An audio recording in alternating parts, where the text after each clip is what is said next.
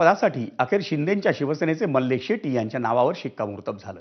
महायुतीच्या नेत्यांच्या बैठकीनंतर आज शेट्टी यांनी सचिव कार्यालयात आपला उमेदवारी अर्ज दाखल केला।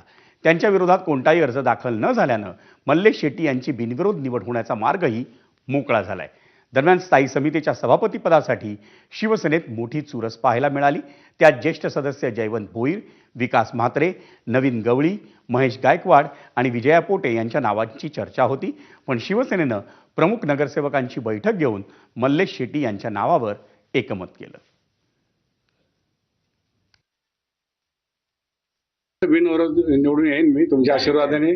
खरं म्हणजे साहेब शिवसेना पक्ष प्रमुख आमचे शिंदे साहेब यांच्या आदेशाने व खासदार श्रीकांत शिंदे यांच्या आशीर्वादाने व तमाम माझे शिवसैनिक नगरसेवक आणि पदाधिकारी यांच्या मार्गदर्शनाखाली मी फॉर्म भरलेला आहे। महायुतीकडनं आम्ही सगळ्यांनी बसूनच हे सगळे निर्णय घेतलेले आहेत, त्यामुळे इथं काही चोरस वगैरे काही विषय नाही।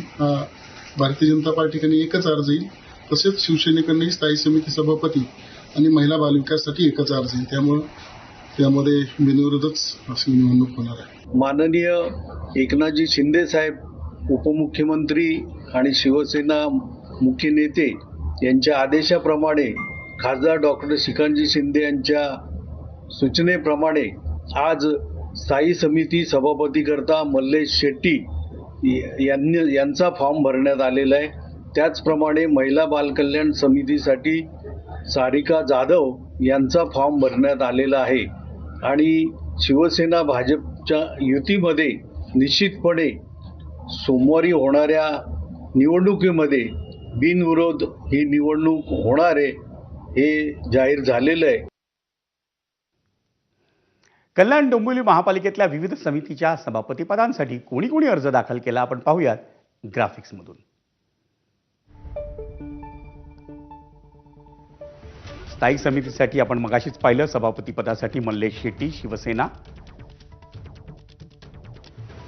महिला आणि बाल कल्याण समिती सभापती पदासाठी शिवसेनेकडून सारिका जाधव